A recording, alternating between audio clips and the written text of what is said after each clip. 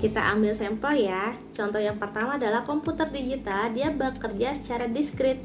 Informasi yang disimpan dan dimanipulasi oleh komputer adalah dalam bentuk diskrit.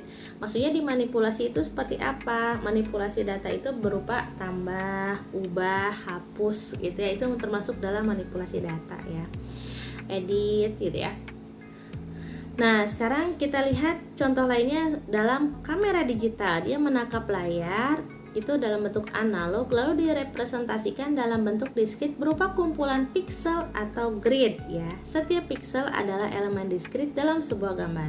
Kita lihat di sini ada gambar masjid di sebelah kiri ya. Nah, ini ada tampilan hasilnya. Tapi kita juga bisa kamera disediakan menu grid ya, atau garis-garisnya ya. Nah, ini adalah grid, ini adalah tiap titik yang ada itu adalah pikselnya. Pikselnya itu adalah diskritnya. Makanya jika kamera kalian itu memiliki nilai piksel yang tinggi atau berapa megapiksel, jadi karena semakin tinggi berapa megapikselnya biasanya gambarnya makin jelas ya, atau bahasa sekarangnya makin bokeh ya, makin bagus gitu ya. Karena dia si kotak-kotak kecilnya itu makin rapat dan kerapatannya itu saat di zoom out dia gambarannya zoom in, dia gambarnya nggak pecah, dia tetap jelas gitu gambarnya. Selanjutnya kita akan bahas kenapa sih kita harus mempelajari matematika diskrit. Kalau dalam dunia perkuliahan ini ada beberapa alasan ya. Pertama yaitu mengajarkan mahasiswa untuk berpikir secara matematis ya. Yang pertama mampu mengerti argumen matematika.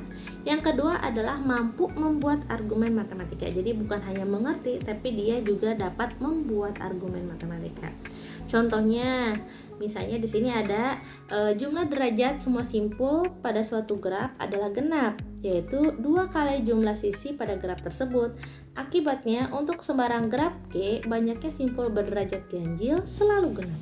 Maksudnya ini gimana? Nanti ini kita bahas di topik seputar graf ya, jadi stay tune di channel ini. Yang kedua adalah mempelajari fakta-fakta matematika dan cara menerapkannya. Contohnya apa nih? Kita ambil sampel misalnya Chinese Remainder Problem.